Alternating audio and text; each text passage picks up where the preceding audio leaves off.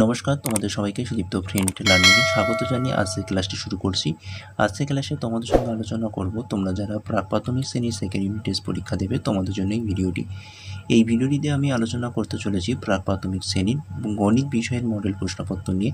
বন্ধুরা, প্রাক-প্রাথমিক শ্রেণীর দ্বিতীয় পর্যায়ক্রমিক মূল্যায়নপত্র 2025 বা সেকেন্ড ইউনিট টেস্টে এই প্রশ্নপত্রটির উত্তর সহ এই ভিডিওটিতে আমি সম্পূর্ণ আলোচনা করতে চলেছি, তাই অবশ্যই তোমাদেরকে দেখে নিতে হবে এবং চ্যানেলে নতুন হলে অবশ্যই চ্যানেলটিকে সাবস্ক্রাইব করতে হবে।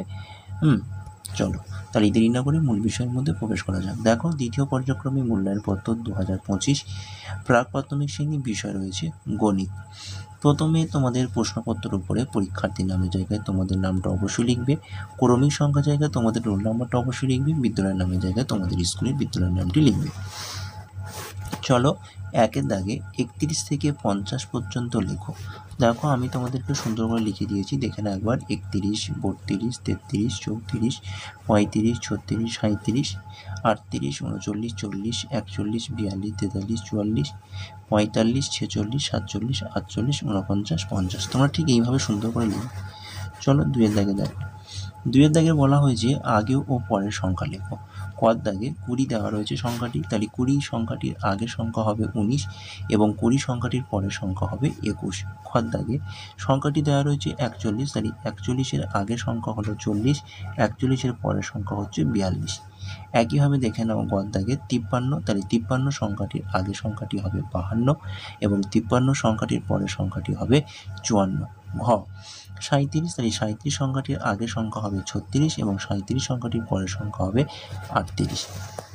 এইভাবে তোমরা 3-এর দাগের প্রশ্ন উত্তরগুলো দেখে নাও। 3-এর দাগে বলা হয়েছে বাম দিকের সঙ্গে ডান দিক মেলাও।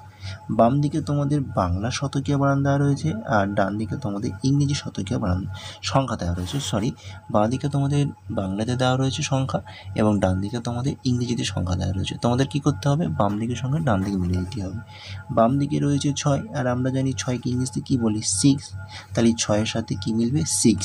1 10 1 11, তাহলে 11-র ইংরেজি সংখ্যা লিখলে কী হবে?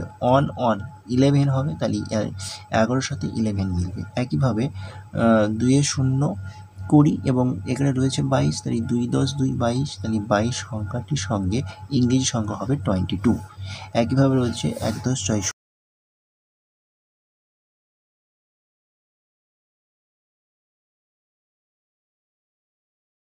16-র সাথে হবে ডান দিকে 60, 1 আর 6।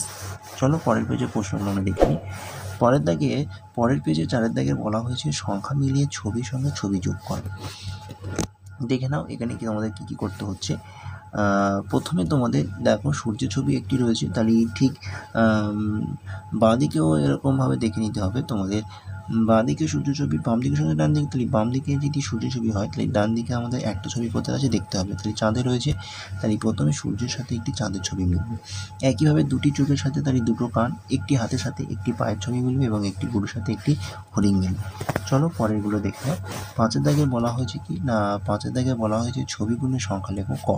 তাহলে এখানে তোমাদের আমের ছবি রয়েছে, তোমরা গুণে দেখবে মোট আম সংখ্যা রয়েছে 17 এবং ক্ষয়ের দাগে তারার সংখ্যা রয়েছে মোট কটি না 21টি।